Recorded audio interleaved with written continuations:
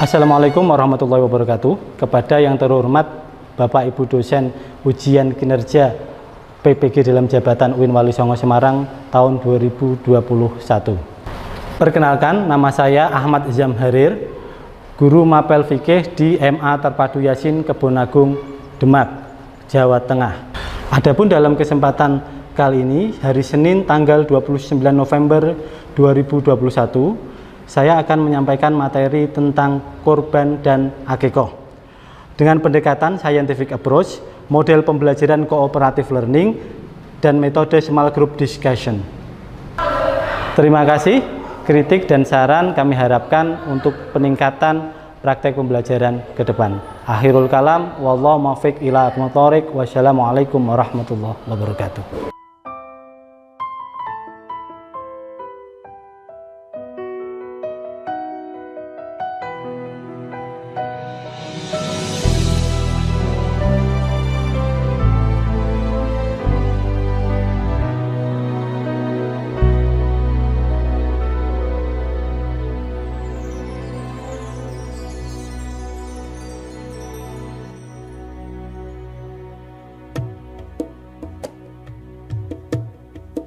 Aku ingin menjadi mimpi indah dalam tidurmu.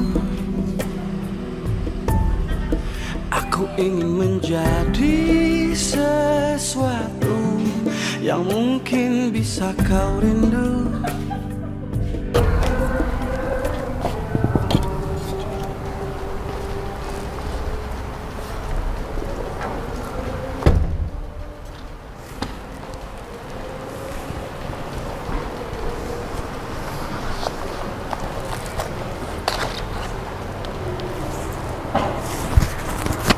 Assalamualaikum warahmatullahi wabarakatuh. Waalaikumsalam warahmatullahi wabarakatuh. Alhamdulillahilladzi hadana li hadza wa ma kunna linahtadiya wa hadanallah la haula wa la quwata illa billah. Amma ba'du. Selamat pagi anak-anakku semua. Gimana kabarnya? Alhamdulillah luar biasa. Terima kasih. Sebelum Bapak mulai pelajaran kali ini, terlebih dahulu mungkin ketua kelasnya bisa mimpin doa dulu, silakan. Ya, berdoa mulai.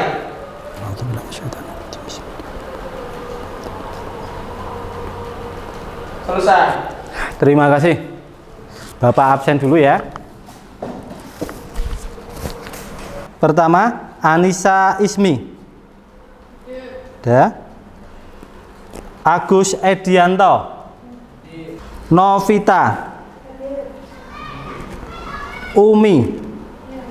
Oke. Dika. Oke. Sally.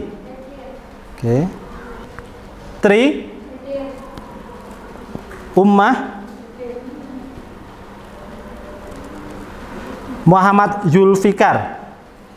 Nggak ada? Kenapa nggak berangkat? Sakit. Oh yaudah. Nanti tolong ketua kelasnya setelah selesai sekolah, tolong langsung dijenguk ya. Bareng sama teman-temannya dikoordinir.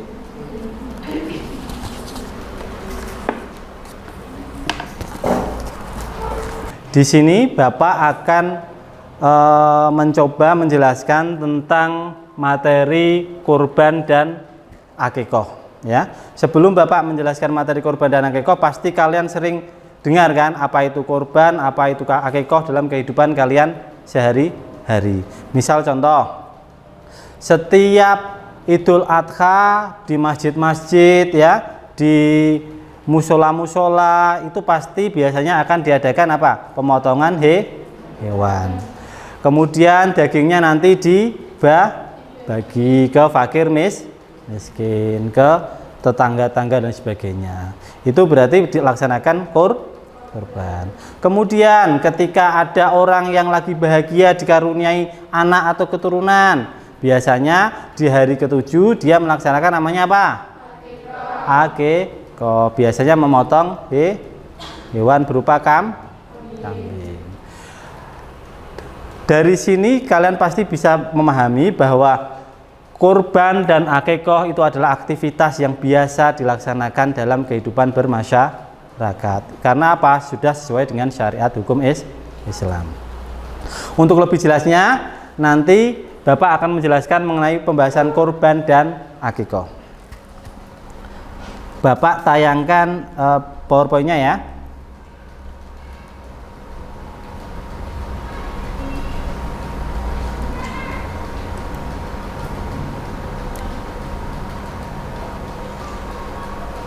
Assalamualaikum warahmatullahi wabarakatuh. Alhamdulillahilladzi hadana li hadza wa ma kunna linahtadiya laula an hadanallah la haula wala quwwata illa billah. Amma ba'du.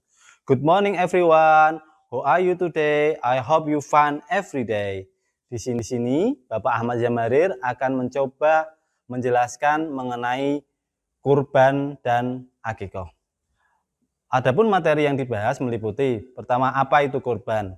Bagaimana tata cara kurban dan bagaimana pembagian kurban. Pengen tahu lebih jelas? Kalau pengen tahu, kita lihat pembahasan berikut ini.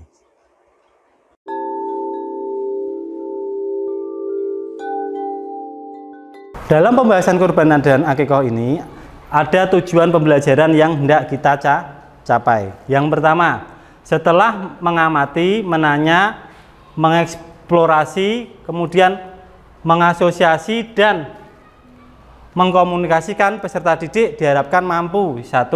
Menjelaskan tata cara pelaksanaan kurban dan akikah dengan benar. Itu yang pertama. Kemudian yang kedua, dapat mempraktekkan cara pelaksanaan kurban dan akikah dengan cara yang benar juga. Kemudian yang ketiga, dapat menjelaskan hikmah kurban dan akikah dengan baik. Itu tujuan pembelajaran yang hendak kita capai. Selanjutnya,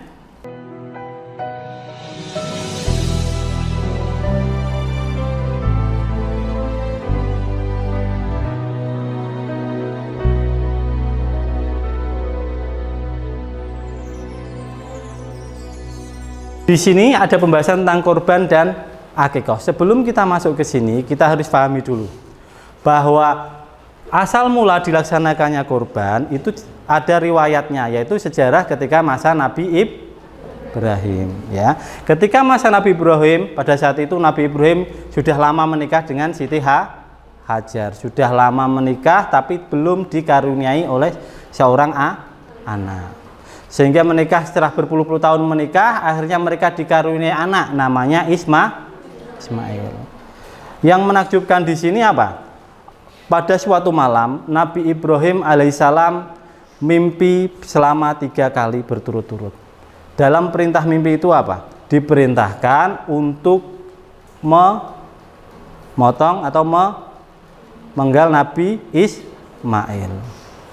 Karena bentuk, di satu sisi dia sangat sayang dan sangat cinta kepada putranya yang telah berpuluh-puluh tahun dia harapkan kelahirannya, tapi di sisi lain dia juga memiliki keimanan yang sangat kuat akan Allah Subhanahu wa Ta'ala.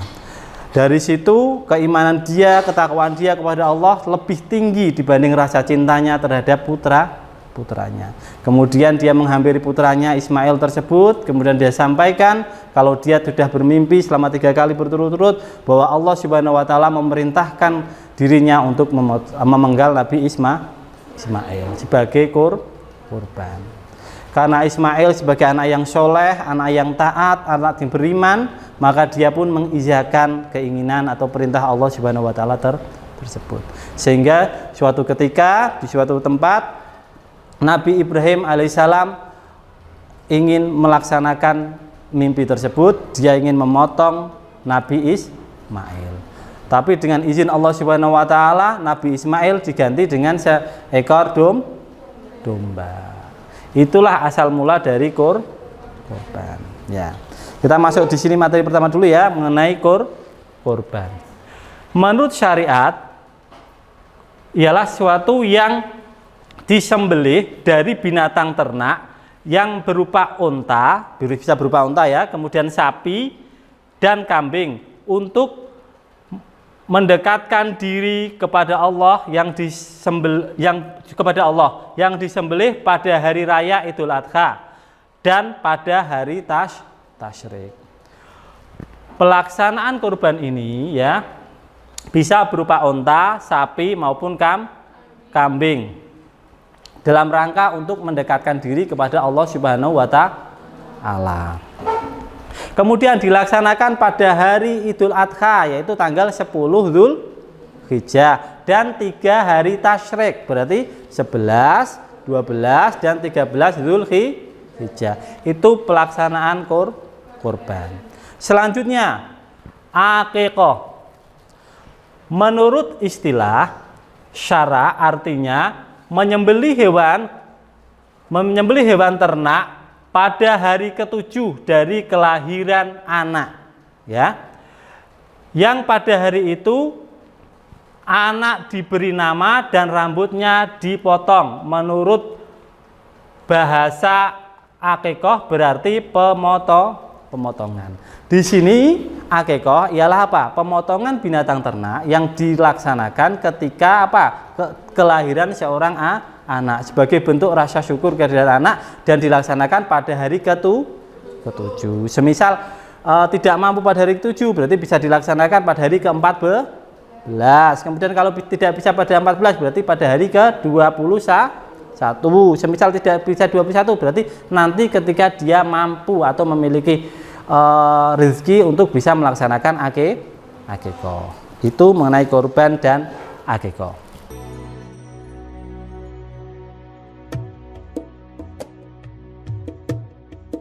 Aku ingin menjadi mimpi indah dalam tidurmu. Syarat-syarat kurban. Yang pertama, harus binatang ternak seperti unta, sapi, kambing, biri-biri atau domba. Untuk binatang selain itu tidak diperkenankan. Apakah boleh kurban ayam? Boleh enggak? Tidak boleh. Kemudian binatang-binatang lain juga tidak boleh. Yang diperbolehkan apa? Yaitu seperti unta, sapi, kambing, kemudian biri-biri, kerbau dan lain sebagainya. Kemudian yang kedua, untuk unta berumur 6 tahun. Unta berarti harus berumur 6 tahun. Kemudian sapi berumur 3 tahun. Kambing dan biri-biri berumur 2 tahun. Aku ingin menjadi sesuatu yang mungkin bisa kau rindu, karena langkah merapuh. Kemudian syarat sah penyembelihan binatang. Perlu diketahui syarat-syaratnya. Yang pertama yaitu sekurang-kurangnya yang pertama mumayiz, berakal sehat, tidak buta dengan sengaja membaca basmalah saat menyembelih. Berarti apa? Pertama yaitu berakal sehat, tidak buta. Itu syarat-syarat ketika mau menyembelih. Kemudian alat yang digunakan harus tajam, terbuat dari logam, besi, dan tidak sah dengan tulang, kuku atau gigi. Ingat, ketika memotong, ya sebelum memotong pastikan pisau atau parang atau pedang yang kalian gunakan untuk memotong itu sudah terbuat dari besi yang tajam. Jangan sampai berkarat. Ketika berkarat maka sebelumnya harus kalian asah terlebih dahulu sampai pedang tersebut tajam, ya. Oke, kita lanjut.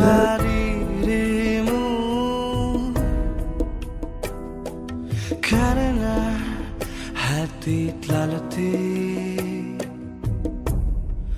aku ingin menjadi sesuatu. Kemudian sunat-sunat dalam penyembelian hewan. Yang pertama, membaca takbir dan sholawat 3 kali saat menyembelih, ya. Allahu Akbar, Allahu Akbar, Allahu Akbar. Allahumma sholli ala sayyidina Muhammad wa ala ali sayyidina Muhammad. Allahumma sholli ala sayyidina Muhammad wa ala ali sayyidina Muhammad. Allahumma sholli ala sayyidina Muhammad wa ala ali sayyidina Muhammad. Kemudian sebelum disembelih, hewan direbahkan menghadap kiblat dengan tulang rusuk kiri berada di bagian bawah. Jadi pastikan hewan tersebut diarahkan ke kiblat dengan rusuk bagian kiri.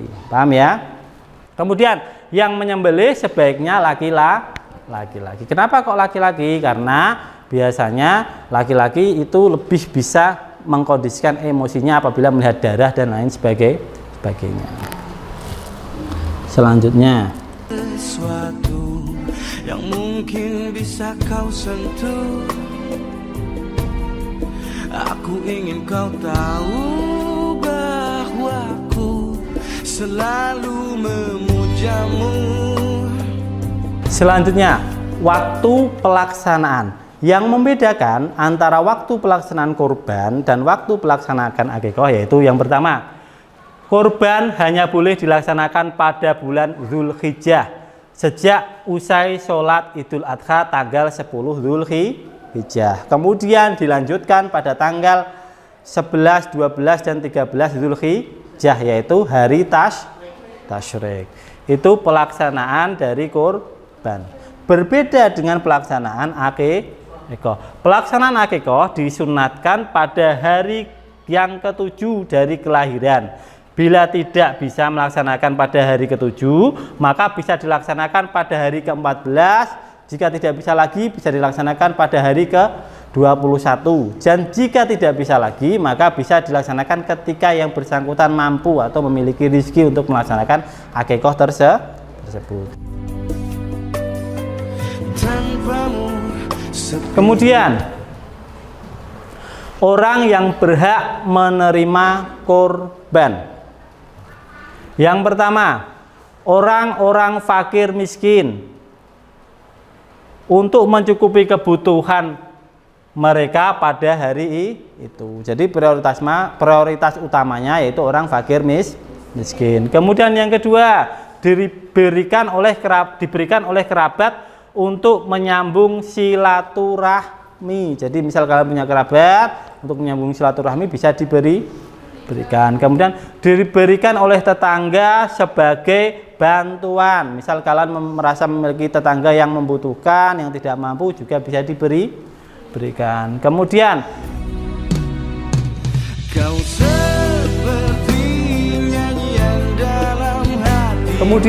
hikmah dari kurban. Yang pertama, menambah cinta kepada Allah Subhanahu wa taala. Bagi orang yang berkorban itu sebagai bentuk cinta kita kepada Allah Subhanahu wa taala. Kemudian yang kedua, akan menambah keimanan kepada Allah Subhanahu wa taala. Karena apa? Semua harta yang kita miliki itu dari Allah dan ada juga hak orang lain yang harus kita berikan.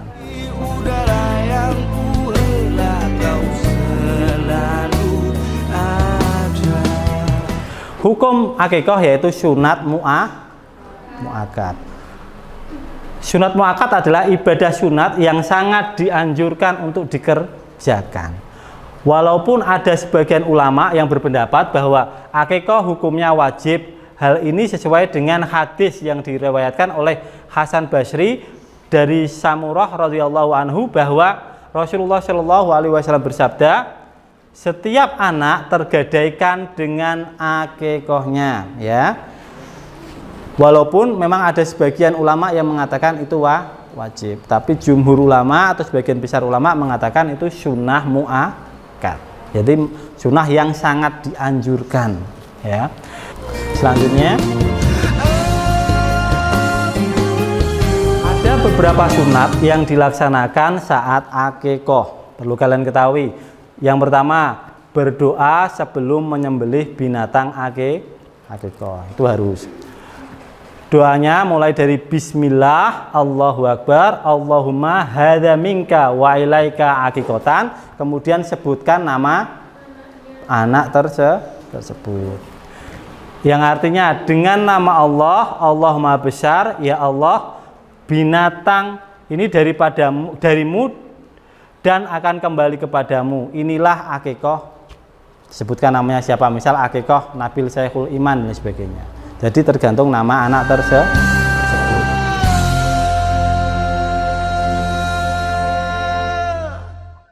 Ada beberapa hal yang perlu dilakukan ketika menyambut kelahiran anak. Misal contoh, kalian suatu saat nanti kan pengennya berumah tangga kan, ketika misal sudah dewasa, sudah memiliki pekerjaan yang mapan, kemudian siap mental, siap fisik dan sebagainya, otomatis kalian pengen menikah. Lah ketika kalian dikaruniai anak ya, hal-hal yang perlu dilakukan ketika menyambut kelahiran anak. Yang pertama, mengadzankan di telinga sebelah kanan anak yang baru lahir. Jadi ketika misal kalian punya anak lahir ya, baru lahir, hal yang harus kalian lakukan pertama yaitu mengadzankan pada telinga bagian kanan. Kemudian selanjutnya membaca iqomah di telinga sebelah kiri. Yang kanan itu tadi adzan, yang kiri yaitu dibacakan iqomah. Oke. Kemudian membaca doa di kedua belah telinganya, contohnya membaca surat Al-Ikhlas. Jadi kalian bisa membacakan doa. Kenapa? Biar suara yang pertama kali didengar oleh anak kalian adalah dari ayat-ayat Allah.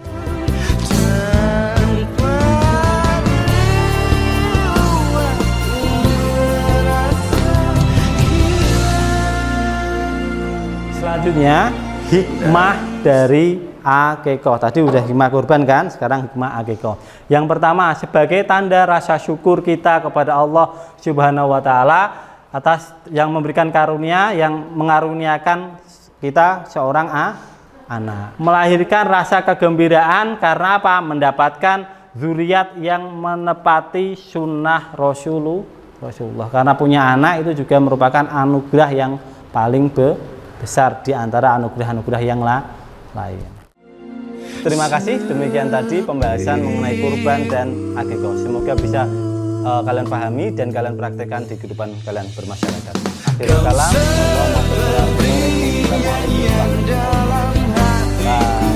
ya, demikian tadi penjelasan mengenai kurban dan akikoh.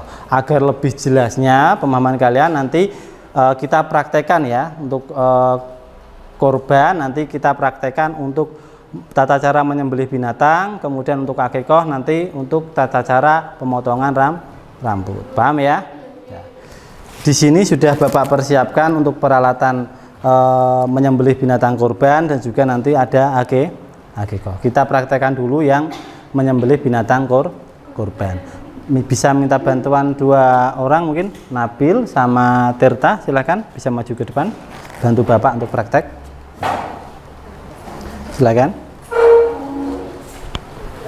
Yang perlu kalian persiapkan ketika mau menyembelih binatang kurban ya, yang pertama jelas harus kalian persiapkan yaitu binatang kurbannya tersebut. Di sini Bapak kasih contoh boneka kambing ya, atau boneka domba ya. Cari binatang ternak yang sehat, gemuk, tidak cacat atau tidak kurus. Tidak boleh mencari binatang yang kecil atau kurus, itu tidak boleh ya, harus cari yang gemuk. Ini dieliminasi berarti ya, cari yang gemuk.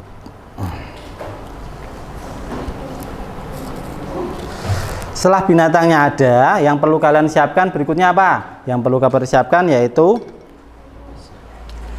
pisau atau parang untuk memotongnya. Pastikan pisau atau parang ini sudah diasah, sudah tajam. Nah, ini contohnya ya, yang pastikan dulu tajam.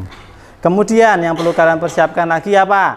Harus mempersiapkan tali. Fungsi dari tali ini adalah apa? Untuk mengikat binatang kurban tersebut agar tidak lari atau agar bisa jatuh ketika mau disembelih.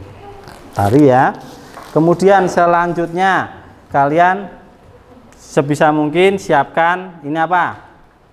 Gedebok pisang. Fungsinya apa? Fungsinya untuk bantalan binatang tersebut ketika mau disembelih. Kemudian di dekatnya diberikan lubang untuk keluarnya darah. Kemudian peralatan yang lain ini juga bisa kalian fungsikan. Pelepah pisangnya tadi gedeboknya, sekarang pelepahnya fungsinya apa?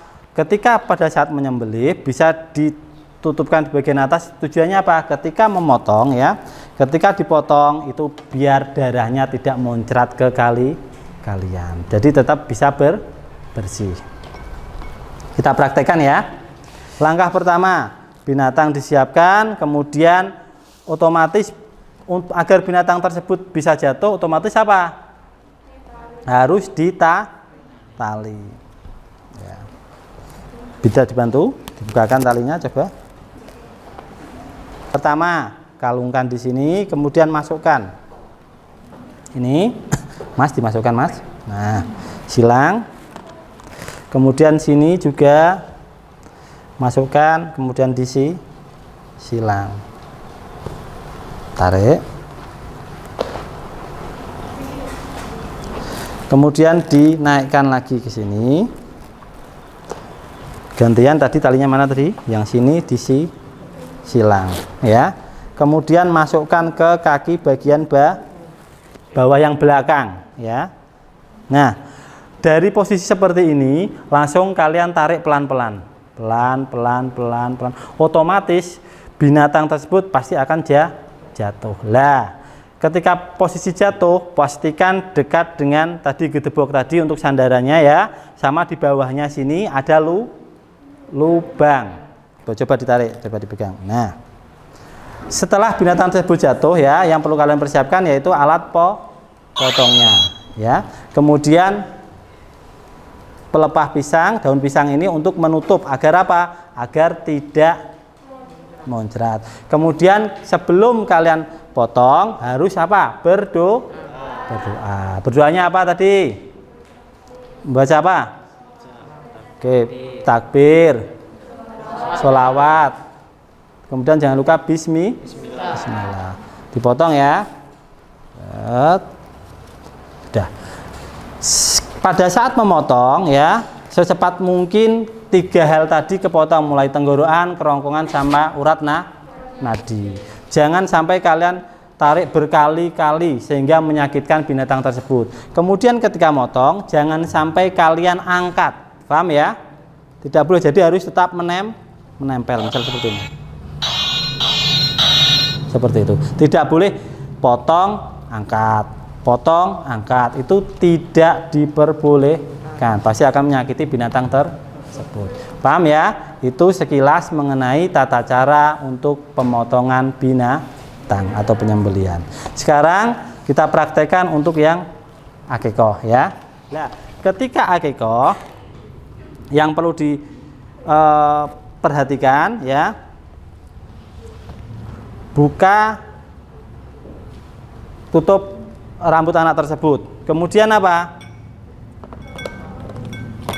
Yang perlu kalian siapkan yaitu gunting atau alat cukur untuk memotong rambut bayi tersebut.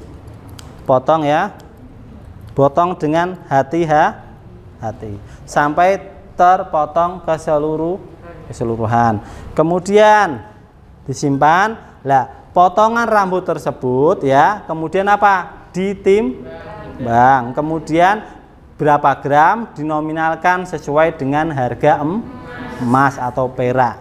Lah kemudian dari uang tersebut disedekahkan kepada fakir miskin. Kemudian juga bisa kita setelah itu kita kasih bedak dan sebagainya, madu dan sebagainya. Paham ya? Oke. Demikian tadi sekilas mengenai tata cara kurban ya, kemudian akikoh. Semoga bisa bermanfaat untuk kalian. Agar lebih jelasnya, tolong nanti kalian bentuk 2 kelompok ya, yang satu tentang kurban, yang satu tentang akikoh untuk berdiskusi. Nanti Bapak akan berikan LKPD-nya untuk kalian, lembar kerja peserta didiknya, agar kalian jadikan pedoman untuk berdiskusinya. Paham ya? Bapak persiapkan. Baik, ini sudah Bapak persiapkan LKPD-nya untuk kurban dan akikoh. Nanti dibagi 2 kelompok, kalian berdiskusi, kemudian setelah itu nanti kalian presentasikan dan kalian praktekkan sesuai yang Bapak ajarkan tadi. Paham ya? Oke, terima kasih. Dibagi.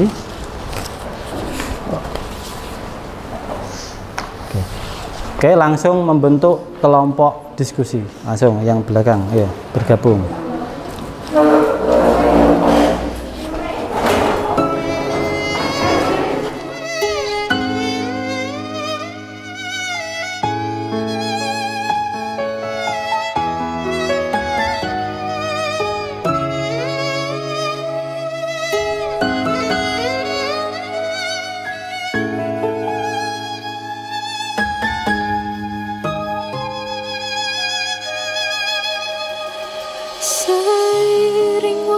berlalu, tangis tawa di nafasku, hitam putih di hidupku, jalan di takdirku.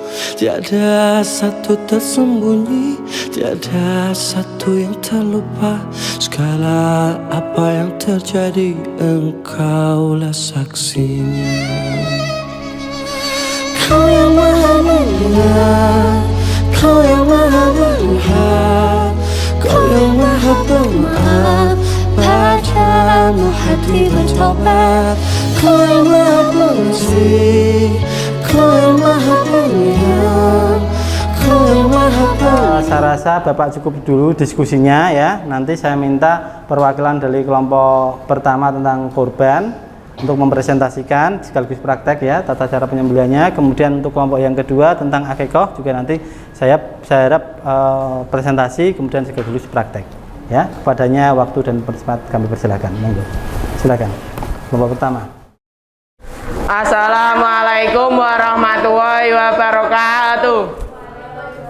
Warahmatullahi wabarakatuh. Kami dari kelompok pertama akan menyampaikan tata cara penyembelihan hewan kurban.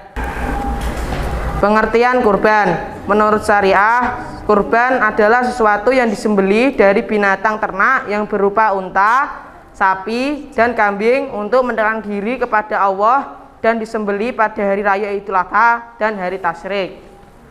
Sunah-sunah dalam menyembelih hewan. 1. Membaca takbir dan sholawat 3 kali saat menyembelih. 2. Sebelum disembelih, hewan direbahkan menghadap kiblat dengan tulang rusuk kiri berada di bawah. 3. Memotong 2 urat nadi yang berada di kanan kiri leher. 4. Menyembelih pada pangkal atau dekat kepala hewan, sedangkan unta sunah pada libah, yaitu tempat menggantungkan kalung pada leher. Yang terakhir, yang menyembelihnya sebaiknya laki-laki. Berikutnya, saya akan menyampaikan tata cara penyembelihan hewan kurban. Yang pertama adalah hewan ternak. Hewan ternaknya harus gemuk, sehat, dan tidak cacat. Sedebok pisang, parang atau pisau atau pedang. Tali ini untuk mengikat hewan agar tidak lari atau kabur. Daun pisang. Daun pisang ini hewan ini agar tidak lari. Mimpi indah dalam tidurmu. Aku ingin menjadi sesuatu yang mungkin bisa kau rindu. Karena langkah merapuh tanpa dirimu. Karena hati telah letih. Allahu Akbar, Allahu Akbar, Allahu Akbar. Aku ingin menjadi sesuatu yang mungkin bisa kau sentuh. Aku ingin kau tahu bahwa aku selalu memujamu. Inilah tata cara penyembelihan hewan kurban dari kami. Wassalamualaikum warahmatullahi wabarakatuh. Demikian tadi presentasi dari kelompok pertama yang sudah sangat bagus ya. Selanjutnya kita lanjutkan untuk presentasi dari kelompok yang kedua tentang akikah. Kepadanya kami persilakan. Assalamualaikum warahmatullahi wabarakatuh. Waalaikumsalam. Baik, kami dari grup 2 akan menjelaskan tentang akikah. Akikah yaitu akikah menurut istilah syara artinya menyembelih hewan ternak pada hari ke-7 dari kelahiran anak, yang pada hari itu anak diberi nama dan rambutnya dipotong. Menurut bahasa, akikah berarti pemotongan. Pelaksanaan akikah disunahkan pada hari ke-7 dari kelahiran. Bila tidak bisa melaksanakannya pada hari ke-7, maka bisa dilaksanakan pada hari ke-14, dan bila tidak bisa maka pada hari ke-21. Namun setelah 3 minggu masih tidak mampu, maka kapan saja pelaksanaannya dikala sudah mampu. Setelah akikah menyembelih kambing tadi, kita memotong rambut si bayi, dipotong rapi, pelan-pelan.